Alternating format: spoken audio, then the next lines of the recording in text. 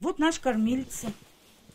Вот мы ее даем, молоко сдаем. Ирина Трофимова күп еллар сыер асырый, үзләреннән артык калган сөтне шәхси эшмәкәргә тапшырып барган, ләкин февраль-март айлары өчен акча һаман да ала алмаган. Мы через день сдавали 20 литров. Сөтне көн аралаш алып китәләр иде. Мин 20 литр сөт тапшырып тордым. 15, 16, 17 сумнан да алды. Күбебез бер җирдә дә эшләми, тирлек асрап яшибез.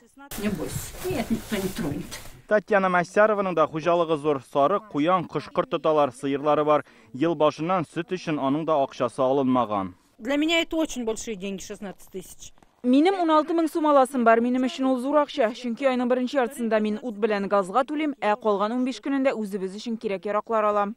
Тәтеш районы Янбак тауында яшәүче 9 хатын-кыз үзләре тапшырган сөт акчаларын ала алмый, шама белән әйткәндә, бу 100 мең сум. Бүген тәмам аптырашта калган халык район судына мөрәҗәгать итте.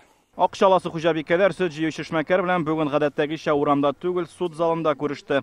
Монда исә сөт җыюны раслау өчен ике арада бернинди дә килешү төзелмәгәне ачыклана.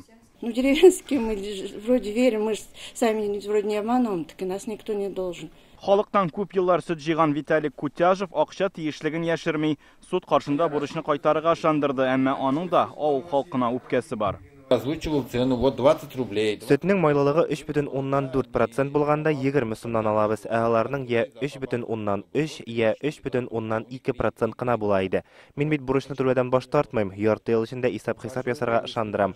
Мин башка фермерлар белән дә эшләдем. Аларга бирәсе җәтем бетте. Әгәр дә Виталий Кутяжев сүзендә тормаса, аңа суд приставлары киләчәк. Бүген Тәтеш районы суды бурычны түләтү турында карар чыгарды. Тәтеш районыннан Руслан Сындинов, Рәмзил Гарипов, Яңа Гасыр каналы.